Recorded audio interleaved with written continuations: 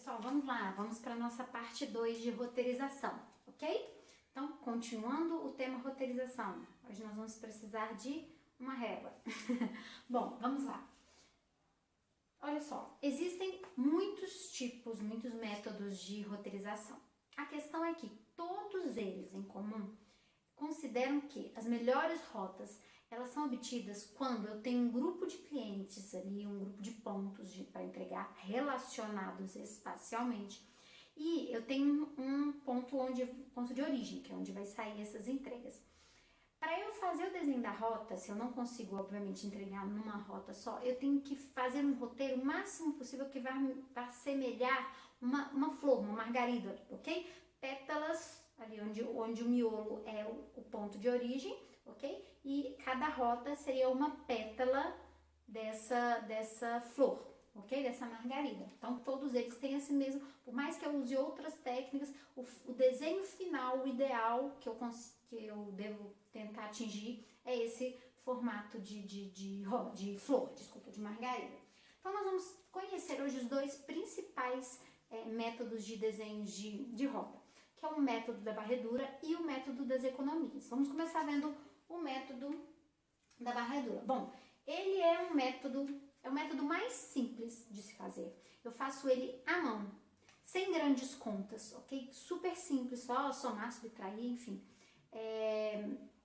E esse método, ele é tão eficiente, embora seja super simples, super tranquilo de fazer, que ele pode chegar a um resultado aí de até 90% do que seria um resultado ótimo de uma rota, ok? Então, eu consigo atingir até 90% aí sem erros, né? Então, assim, utilizando uma régua, né, feito à mão, sem muitas contas, por mais que eu tenha muitos pontos, eu consigo aí fazer um desenho de uma rota muito próximo do que é o ideal, 90%. Então, se você trabalha numa empresa ou tem uma empresa aí que ainda não utiliza esse método, não tem um software, cola aqui que você vai aprender. Vamos lá.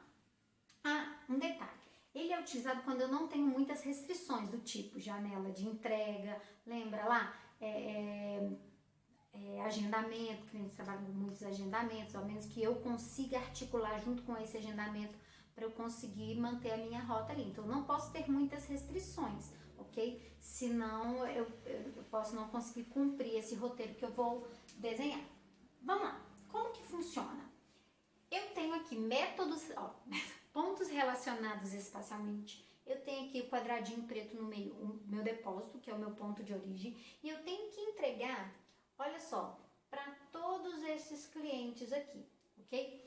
Então, eu tenho um mapa e identifico esses pontos para os quais eu tenho que entregar. Feito essa identificação, o que eu vou fazer? Primeiro, eu tenho que saber, desculpa, não está no slide, eu vou voltar para o outro que está melhor para poder explicar para vocês. O que eu tenho que saber? A demanda de cada cliente. Então, 1.000 unidades, 4.000 unidades, 2.000, enfim, são as demandas dos meus clientes. E a capacidade do meu veículo, que aqui é de 10.000 unidades. Então, vamos lá. Vou voltar nesse slide anterior, que está um pouquinho melhor. O que eu faço? Eu pego a minha régua, tá dando para ver? Tá, né? Tá. Eu pego a minha régua e vou posicioná-la aqui totalmente na vertical, ok? Totalmente na vertical, a partir do meu depósito. A ponta da régua está em cima aqui do meu depósito e a minha régua totalmente na vertical. Eu vou começar a traçar rota girando no sentido normalmente anti-horário, tá? Se no exercício falar para girar no sentido horário, vocês fazem assim, mas normalmente, se não falar, e na maioria dos casos dos exercícios e tudo mais, ela acontece no sentido anti-horário. Eu vou, acho que não tá aparecendo muito, mas eu vou girar a régua nesse sentido aqui, ok? Então, o que eu vou fazer? Eu sei que a capacidade do meu veículo é 10.000 unidades, então eu tenho que girar essa régua para preencher essa capacidade de 10.000, até preencher essa capacidade de 10.000 unidades. Então, ó, saí do meu depósito, rodei. Qual foi o primeiro ponto que essa régua encostou? Vá fazendo aí comigo. Foi no 4.000 unidades, ok? Então, já encheu o caminhão? Não, cabe 10.000, eu continuo rodando. Encostou em 1.000, ok? 4.000 unidades, mais 1.000 eu tenho 5.000 unidades. Ainda cabe mais? Cabe. Vou girar. Encostei no 3.000. 5.000 mais 3.000, 8.000 unidades. unidades. Cabe mais? Cabe, vou continuar girando. A minha régua encostou no 2.000. Fechou as minhas 10.000 unidades.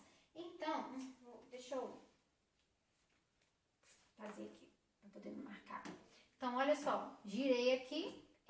Eu sei que a minha primeira rota vai atender esse grupo específico de clientes. Então, eu vou continuar. Giro aqui, ó. Qual que encostou? No 1.000. Façam aí para vocês verem. Encostou no 1.000. Cabe mais? Cabe. 1.000 mais 2.000. 3.000, continuo girando. Encostou em outro 2.000. 4.000. Encostou em... Opa, 5.000, desculpa. Encostou em outro 2.000. 7.000. Aqui, 8.000, 9.000. Cabe mais 3.000? Não. Então, eu sei que essa outra rota vai pôr só 9.000 unidades, porque eu não posso ultrapassar, lá no 3.000, ultrapassar a capacidade do meu caminhão. Então, eu tenho aqui minha segunda rota. É esse grupo de clientes aqui. Vou continuar girando. Então, encostou aqui, 3.000, cabe. Mais 3.000, que é o segundo ponto que encostou, 6.000. Mais 2.000, 8.000. Então, eu sei que a minha terceira rota será essa daqui. Próximo passo, dividir essas 3 rotas. O que eu vou fazer? Eu vou fazer o sequenciamento. Lembram lá do princípio da roteirização que o desenho da minha rota ele começa do ponto mais distante? Então vamos lá. Eu identifico o ponto mais distante de cada rota. Nessa rota aqui, nessa primeira rota, qual que é o ponto mais distante? 1.000. Então a partir dela eu vou começar a fazer os desenhos. Então, ó, eu vou ligar. Deixa eu ver como está esse tracejado aqui. Olha só, então eu vou ligar 1.000 em 3.000, 3.000 em 2.000, volta para o centro de distribuição. 1.000 em 4.000, volta para o centro de distribuição. E aí, olha só, as rotas vão ficar assim, cada uma formando mais ou menos o desenho de uma pétala e formando uma flor.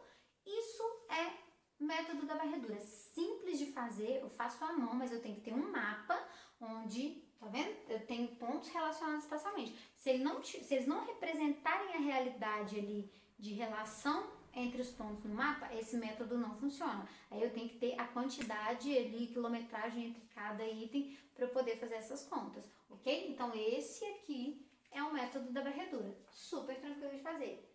Bom, eu uso o método da varredura quando cada carga, cada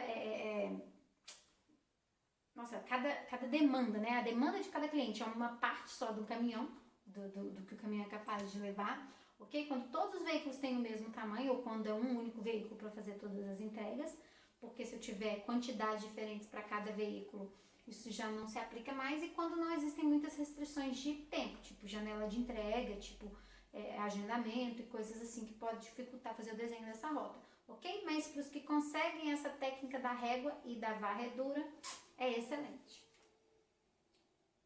Bom, o próximo método é o método das economias. Esse método também é chamado de método Clark e Wright, que são os autores, né, que desenharam esse método. Bom, diferentemente do método da varredura, que é feito manualmente, esse método a gente não faz manualmente, porque são, assim, milhares de combinações possíveis, então ele traça milhares de possíveis cenários para chegar no principal, principalmente para rotas que têm muitos pontos. Então, manualmente, isso fica inviável. Então, ele normalmente é utilizado em softwares. Mas aí também, o grau de precisão de acerto da melhor rota possível é maior do que o método da varredura. Ele chega a 98%.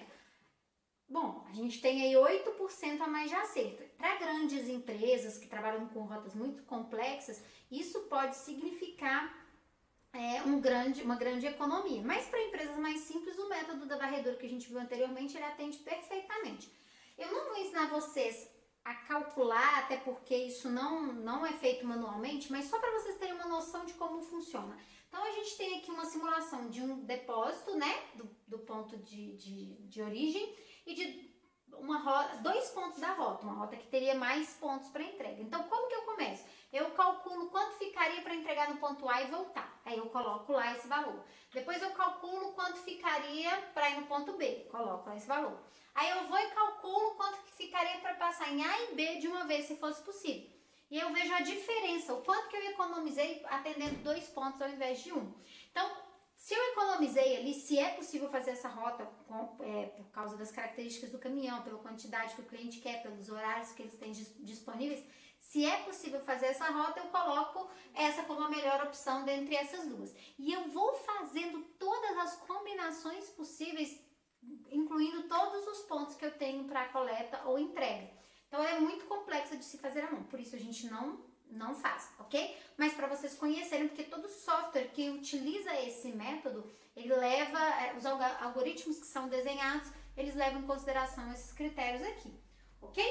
Bom, a parte de roteirização, a gente encerrou aqui de métodos, ok? Existem outros métodos não tão conhecidos, mas a maioria trabalha assim com softwares, ok? As grandes empresas trabalham com software. Para pequenas empresas, normalmente a gente indica ou o método da varredura, que é manual, ou no caso de pontos não relacionados espacialmente, a gente trabalha com o método da força bruta, que é calculando ali os menores tempos das menores rotas, ok? Bom, vamos falar sobre projeto de rede de transporte, que é como que eu vou combinar essas entregas, como que elas vão funcionar, como que elas vão funcionar, qual vai ser o meu projeto. Eu trouxe aqui as cinco principais formas. A primeira seria a rede de entrega direta. O que é essa rede de entrega direta? É quando eu tenho um caminhão que vai e entrega em um cliente, aí ele volta aqui no ponto e entrega para outro cliente. Ele não sai para entregar em mais de um cliente, ele não faz vários pontos, né, e retorna. Então é sempre esse, entrega para um e volta, entrega para um e volta. E isso tem vantagens e desvantagens. Quais são algumas das vantagens? Primeiro, eu não tenho centros de distribuição ali, que não deixa de ser um custo para a empresa. Segundo, é muito mais fácil de calcular, é muito mais simples, porque é só um ponto de origem e um ponto de destino. Terceiro, eu consigo fazer entregas mais rápidas. Então, normalmente, aquele cliente que tem urgência, a rede de entrega direta é onde eu consigo aí um menor tempo de entrega. Mas, por outro lado, lojas muito pequenas, isso pode ficar muito caro, porque eu não vou ocupar todo o meu equipamento de transporte, esse frete vai custar mais caro. Se eu usar carga cheia, eu vou gerar grandes estoques. Se eu usar carga fracionada, eu vou ter altos custos, embora não vou gerar estoque, ok? A outra possível projeto para rede de transporte é entregas via centro de distribuição, que é onde acontece, tem um intermediário ali, ok? Então, eu vou armazenar essa mercadoria ali ou eu vou transferir essa mercadoria num centro de distribuição. Então, eu saio do meu ponto de origem, passo no centro de distribuição, para isso depois ser entregue aos meus varejistas.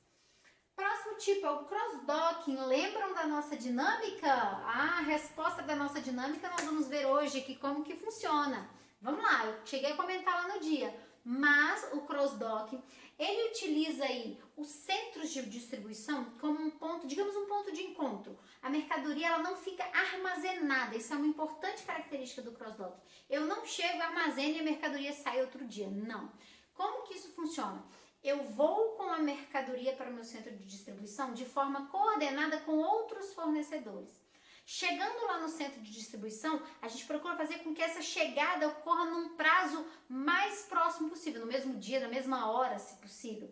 Chegando lá, essas mercadorias são descarregadas, ó, cada fornecedor aqui, ó, fornecedor 1, 2, 3 e 4, produto verde, laranja, ó, azul, laranja, verde, vermelho. Então, cada um descarrega ali, só que na hora que descarrega essas mercadorias, já é feito um mix com essas mercadorias e sai um caminhão, ou mesmo desse aqui, mas com um mix, de um pouquinho de cada um desses caminhões para entregar para o cliente. Então, é característica do cross-docking a mercadoria não ficar armazenada. Cross-dock significa docas cruzadas, porque cada caminhão chega ali em uma doca, em um espaço, eu cruzo o que tem ali de mercadoria de cada caminhão. Por isso, docas cruzadas, por isso, cross-docking, ok? Vantagens e desvantagens. Primeiro, eu aumento a agilidade, a mercadoria não fica armazenada, eu otimizo o meu equipamento de transporte ali, fica mais ágil, porque cada cliente ele vai receber mais rapidamente, para ele não importa se está vindo um mix de vários fornecedores e estão usando o mesmo transporte, isso não tem problema. Eu reduzo o valor de estoque, que não fica armazenada a mercadoria, ela segue um fluxo muito rápido. Eu isso dá suporte à estratégia de just in time, que é de entrega rápida das empresas, menos necessidade de estoque dessas mercadorias, tanto na empresa quanto no centro de distribuição, quanto no cliente. Eu reduzo os danos porque eu não manipulo tanto esse produto, não chega lá no centro de distribuição, fica manipulado, passa para um lado, vai para o outro, não. Ele chega no caminhão, passa para o outro e vai para ser entregue. E reduz a obsolescência. O que é isso? É o produto ficar ultrapassado ou expirar prazo de validade. Agora, as desvantagens. Não é todo produto que eu consigo fazer isso, então tem que haver uma seleção dos produtos que eu consigo coordenar demanda com outros fornecedores. Eu tenho que sincronizar isso, é muito difícil para que outros fornecedores que vão entregar para os mesmos clientes que eu cheguem ali num tempo semelhante, porque também não adianta, a mercadoria não pode ficar armazenada. Os sindicatos também pressionam para que isso não aconteça, porque é perda de emprego do pessoal que fica, por exemplo, manipulando essas mercadorias, isso diminui a necessidade de mão de obra. Hoje não tem muitos sistemas de informações que cruzam com sistemas de informação de outras pessoas, então eles não são adequados para o cross-docking. Nem sempre a gerência consegue ter uma visão estratégica. Lembra que eu falei com vocês que a gente trabalharia visão estratégica na logística? Os gestores eles têm que buscar parcerias com outras empresas e a maioria só pensa na sua empresa. Lembram da dinâmica?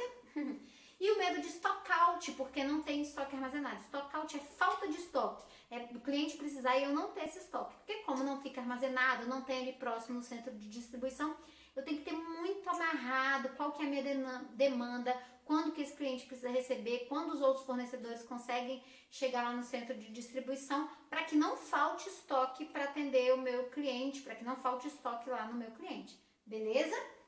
O quarto tipo de estratégia de transporte é entrega via milk runs. Milk runs é caminho do leite.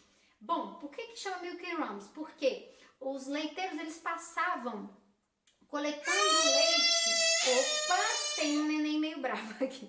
Os leiteiros eles passavam coletando leite de vários fornecedores. Então é isso que acontece. Ao invés de eu ter uma entrega individual, que é entrega direta, ó, cada fornecedor entrega lá para um cliente. No caso do Milk Runs, a Fiat faz muito isso lá em Betim.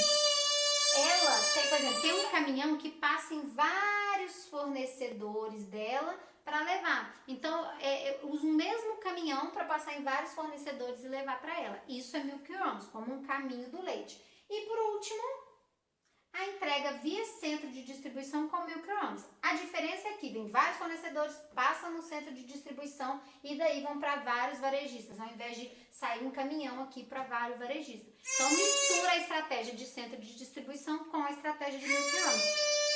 Vou terminar que tem um neném bravo, mas é só isso por hoje mesmo. Encerramos o nosso conteúdo de roteirização. Muito obrigada!